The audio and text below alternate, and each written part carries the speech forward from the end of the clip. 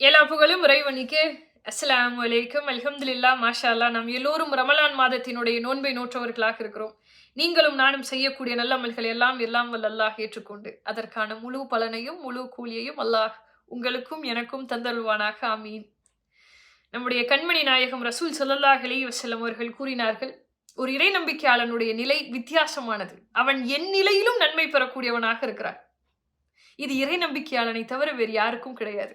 துன்பம் வருகிற பொழுது ஒரு இறை நம்பிக்கையாளன் பொறுமை காக்கிறான் என்று சொன்னால், அந்த பொறுமைக்கு பகரமாக இறைவன் அவனுக்கு நன்மை வழங்குகிறார். இன்பம் வரக்கூடிய நேரத்தில் ஒரு இறை நம்பிக்கையாளன் அந்த இன்பத்திற்காக இறைவனுக்கு நன்றி செலுத்தக்கூடியவனாக இருக்கிறான் என்று சொன்னால், அந்த நன்றி செலுத்துதலுக்காக இறைவன் அவனுக்கு நன்மை வழங்குகிறான். என் நிலையிலும் அவன் நன்மை பெறக்கூடியவனாக இருக்கிறான். இது இறை நம்பிக்கையாளனை தவிர வேறு யாருக்கும் கிடையாது. அல்லாஹ் அக்பர். இந்த செய்தி நூல் முஸ்லீம்ல இருக்கிறது. என் நிலையிலும் ஒரு இறை நம்பிக்கையாளனுக்கு அது நன்மையா முடியும். அது சந்தோஷமா இருந்தாலும் சரி, சோதனையா இருந்தாலும் சரி, இறைவன் இருக்கிறான் அப்படின்னு முழுமையாக நம்பி பொறுமை காக்கிற பொழுது அவனுக்கு அப்படி ஒரு நன்மை இருக்கு. ஆக அப்படி ஒரு நன்மை என் நிலையிலும் நமக்கு நன்மை கிடைக்கணும் அப்படின்னு சொன்னா, நம்ம கிட்ட இருக்க வேண்டிய மிக முக்கியமான ஆயுதம் என்னன்னு கேட்டா பொறுமை தான். நிறைய நேரங்கள்ல எவ்வளவு கஷ்டமான விஷயங்களை கூட ஒரு அளவுக்கு ஃபாலோ பண்ணக்கூடிய நாம ஃபாலோ பண்ண முடியாம தவிக்கக்கூடிய ஒரு விஷயம் தான் பொறுமை. இந்த அவசர உலகத்துல பொறுமையா சில விஷயங்களை ஹேண்டில் பண்றது அப்படிங்கிறது ரொம்ப கஷ்டமான டாஸ்கா இருக்கு. மற்ற செயல்களை பொறுமையா ஹேண்டில் பண்றவங்க கூட சோதனை, பிரச்சனை அப்படின்னு வரும்போது இறைவன் நிச்சயமா எனக்கு உதவி செய்வான் அப்படிங்கிறத மறந்து வருத்தப்படுறத, கவலைப்படுறத நம்ம பார்க்கிறோம். இறை நம்பிக்கையாளர்களுக்கு கவலை எல்லாம் கிடையாது. அல்லாஹ் இருக்கிறான் அப்படின்னு முழுமையா அவங்க நம்புவாங்க. அந்த பொறுமையாளர்களுக்கிட்ட நான் கூட இருக்கிறேன்னு அல்லாஹ் தஆலா சொல்றான். திருக்குர்ஆன்ல 2வது அத்தியாயம் 250வது வசனம் இப்படி சொல்லுகிறது, எங்கள் இறைவா, பொறுமையை எங்கள் மீது பொழிவாயாக, எங்கள் பாதங்களை உறுதிப்படுத்துவாயாக. அல்லாஹ் அக்பர். என்ன அருமையான வசனம். எங்களுக்கு பொறுமையை கொடு இறைவா அப்படின்னு கேட்கல. அதிகமான பொறுமையை கொடு இறைவான்னு கேட்கல. மாறாக பொறுமையை பொழிவாயாக அப்படின்னு திருக்குர்ஆன் வசனம் இருக்கு. ஏன்னா மலை போல நமக்கு பொறுமை தேவைப்படுது. மழை பொழிகிறது போல அந்த அளவுக்கு நமக்கு பொறுமை தேவைப்படுது. எந்த நிலையிலும் இறைவன் என்னோடு இருக்கிறான், இந்த சோதனையிலிருந்து அல்லாஹ் தஆலா என்னை வெளியில கொண்டு வருவான் அப்படின்னு ஸ்ட்ராங்கா நம்ம பிலீவ் பண்ணணும் அப்படின்னு சொன்னா நமக்கு பொறுமை அவசியம். அல்லாஹ் தஆலா மேல ஈமான் இருக்கிறதோட நாம அதை பொறுமையா ஹேண்டில் பண்ணுவோம். அதுக்காக தானே அல்லாஹ் தஆலா சொல்றான். 8வது அத்தியாயம் 46வது வசனத்துல இறைவன் சொல்லுகிறான், திண்ணமாக அறிந்து கொள்ளுங்கள், பொறுமையாளர்களோடு நான் இருக்கிறேன். அல்லாஹ் இருக்கிறான். அல்லாஹ் அக்பர். திருக்குர்ஆன்ல ஒரு அத்தியாயமே இருக்கு. ஹூத் அப்படிங்கிற அத்தியாயத்துல நூஹ் அலைஹிஸ்ஸலாம் அவங்களுடைய கம்ப்ளீட் ஹிஸ்டரியை நம்மளால பார்க்க முடியும். நூஹ் அலைஹிஸ்ஸலாம் நம்ம எல்லாருக்குமே தெரியும். 950 ஆண்டு காலம் இந்த உலகத்துல அவங்க வாழ்ந்திருக்காங்க. இந்த சத்திய மார்க்கத்தை பரப்பும் போது 950 ஆண்டு காலம் அவங்க பொறுமையா இருந்திருக்காங்க. அவங்களுடைய ஹிஸ்டரி, அவங்க வாழ்க்கையில நடந்த அந்த வரலாற்று குறிப்புகளை எல்லாம் ஒன்னொன்னா சொல்லி, யாருக்கு? எல்லாம் வல்ல அல்லாஹ் தஆலா ரசூல் ஸல்லல்லாஹு அலைஹி வஸல்லம் அவர்களுக்கு பாடம் சொல்லி, எனவே நீங்கள் பொறுமை காப்பீராக அப்படின்னு அல்லாஹ் தஆலா ரசூல் ஸல்லல்லாஹு அலைஹி வஸல்லம் அவர்களுக்கு வலியுறுத்தக்கூடிய விஷயம் பொறுமை. அப்போ நம்ம வாழ்க்கையில பொறுமை அப்படிங்கிறது எந்த அளவுக்கு நமக்கு முக்கியமான ஒரு விஷயம். ஏதாவது ஒரு எடுத்துக்காட்டை வச்சு, யாராவது ஒருத்தரை இன்ஸ்பிரேஷனா வச்சு நம்ம பொறுமையை கடைபிடிக்கலாம்.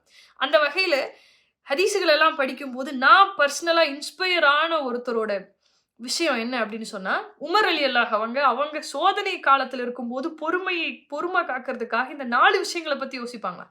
பர்சனலா அது எனக்கு ரொம்ப பிடிச்சிருந்தது. அப்படி நம்ம யோசிச்சோம் அப்படின்னு சொன்னா நிறைய நேரங்கள்ல நம்மளால பொறுமையை காக்க முடியும். உமர் ரலியல்லாஹு அவர்கள் என்ன செய்வாங்களா, இந்த மாதிரி சோதனை வரும்போது, சிக்கல்ல மாட்டிக்கும் போது, பொறுமை இழக்கக்கூடிய அந்த நேரத்துல இந்த 4 விஷயங்களை யோசிச்சு பொறுமையா இருப்பாங்களாம். முதல் விஷயம், இதை விட பெரிய பிரச்சனை வரலையே, அல்லாஹ் தஆலா அதிலிருந்து என்னை பாதுகாத்தானே, அதனால நான் பொறுமையா இருக்கிறேன். அல்ஹம்துலில்லாஹ். 2வது, இந்த பிரச்சனை மார்க்க விவகாரங்களுக்குள்ள போகல. ஏன்னா மார்க்க விவகாரங்களுக்குள்ள வந்தா சொர்க்கம், நரகம் அந்த அளவுக்கு அது பிரச்சனையாயிரும். அப்படி வரல. அது வரைக்கும் அல்ஹம்துலில்லாஹ். அதனால நான் பொறுமையா இருக்கேன். 3வது விஷயம், நான் இப்போ பொறுமையா இருந்தா அதற்கு பகரமாக அல்லாஹ் எனக்கு சுவனத்தை கொடுப்பான். அதனால நான் பொறுமையா இருக்கிறேன். அல்லாஹ் அக்பர். 4வது விஷயமா, உமர் ரலியல்லாஹு அவர்கள் அதை இப்படி யோசிச்சுக்குவாங்க. சோதனை வரும்போது, அண்ணல் நபி ரசூல் ஸல்லல்லாஹு அலைஹி வஸல்லம் அவர்களுடைய மரணத்தை விடவா இந்த சோதனை எனக்கு வலியை கொடுத்துற போகுது. அதனால நான் பொறுமையா இருக்கேன். அல்லாஹ் அக்பர். இந்த மாதிரி 4 விஷயங்களை யோசிச்சு உமர் ரலியல்லாஹு அவங்க பொறுமையா இருப்பாங்களாம். நம்மளுடைய வாழ்க்கையில நிறைய நேரங்கள்ல நம்ம பொறுமை இழந்து சில விஷயங்களை ஃபியூச்சர்ல நம்ம யோசிச்சு பார்ப்போம். அன்னைக்கு கொஞ்சம் பொறுமையா இருந்திருக்கலாமோ, அன்னைக்கு நான் கொஞ்சம் பொறுமையா இருந்து அதை ஹேண்டில் பண்ணியிருந்தா, அந்த ரிலேஷன்ஷிப்பை ஹேண்டில் பண்ணியிருந்தா, அந்த பிசினஸை ஹேண்டில் பண்ணியிருந்தா, நான் அந்த நபர் ஹேண்டில் பண்ணியிருந்தேன்னு சொன்னா நான் இன்னைக்கு இப்படி கஷ்டப்பட்டுருக்க மாட்டேன் அப்படின்னு நாமளே நிறைய நேரங்கள்ல அப்படி சொல்லுவோம். நான் பொறுமையா இல்லாம போயிட்டேனே அப்படின்னு சொல்லி. அதனால தான் அல்லாஹ் தஆலா திருக்குர்ஆன்ல அந்த அளவுக்கு பொறுமைக்கு முக்கியத்துவம் கொடுத்து அல்லாஹ் தஆலா நம்மோடு பேசுகிறான். ரசூல் ஸல்லல்லாஹு அலைஹி வஸல்லம் அவர்களும் அத நமக்கு வலியுறுத்துறாங்க. என் நிலையிலும் நமக்கு நன்மையா முடியணும் அப்படின்னு சொன்னா, நாம பொறுமையாளர்களா இருக்கணும். அல்லாஹ் தஆலா திருக்குர்ஆன்ல எப்படி சொல்றான்? நபியே நீர் அவர்களுக்கு நற்செய்தி கூறுவீராக. பொறுமையாளர்களுக்கு நபியே நீர் நற்செய்தி கூறுவீராகன்னு அல்லாஹ் தஆலா சொல்றான். என்ன நற்செய்திங்க அது? சுவனம் தான். ஒரு உறவுக்கு நடுவுல, கணவன் மனைவியினுடைய உறவுக்கு நடுவுல விரிசல் வரக்கூடிய அந்த நேரத்துல, யார் அந்த உறவ பிரிய விடாம பிடிச்சு வைக்கிறாங்களோ, பொறுமை காக்குறாங்களோ, அவர்களுக்கு சுவனத்துல எந்த வாசலின் வழியில வேணாலும் நீ உள்ள வரலாம் அப்படின்னு அல்லாஹ் தஆலா சொல்லுவானாம். சுப்ஹானல்லாஹ்! எப்படிப்பட்ட பாக்கியம் அது. பிரிஞ்சு போகக்கூடிய நிலையில இருக்கக்கூடிய ஒரு உறவ, அது கணவனோ, மனைவியோ, அத பிடிச்சு தக்க வச்சுக்கிறாங்கன்னு சொன்னா, பொறுமை காக்குறாங்க. அந்த அந்த ரிலேஷன்ஷிப்ல வந்து லீட் பண்றாங்க. அத பொறுமையா ஹேண்டில் பண்றாங்கன்னு சொன்னா, அவர்களுக்கு அல்லாஹ் தஆலா சொர்க்கத்தினுடைய எந்த வாசல்ல வேணா நீ உள்ள நுழையலாம்ன்னு சொல்றான். எப்படிப்பட்ட பாக்கியம் அது. பொறுமையாளர்களுக்கு அல்லாஹ் அவ்வளவு பெரிய நன்மைய குடுக்குறான். ஒரு உறவ முறியாத நிலையில நீங்க பார்த்துக்கிறீங்க, பொறுமை காக்குறீங்கன்னு சொன்னா, உங்களுக்கு சுவனம் உறுதி செய்யப்படுகிறது அப்படிங்கிறத ஞாபகம் வச்சுக்கோங்க. முடிஞ்ச அளவுக்கு பொறுமையா ஹேண்டில் பண்ணுங்க. சில நேரங்கள்ல பொறுமை இழந்து, இறைவன மறந்து நம்ம தப்பு செஞ்சிருக்கலாம். இந்த ரமலான்ல அதுக்காக மன்னிப்பு கேட்டுருங்க. அல்லாஹ் நீங்களும் நானும் அறியாமல் செய்த, பொறுமை இல்லாமல் செய்த அந்த விஷயங்கள அல்லாஹ் தஆலா மன்னிப்பானாக. ஆமீன்.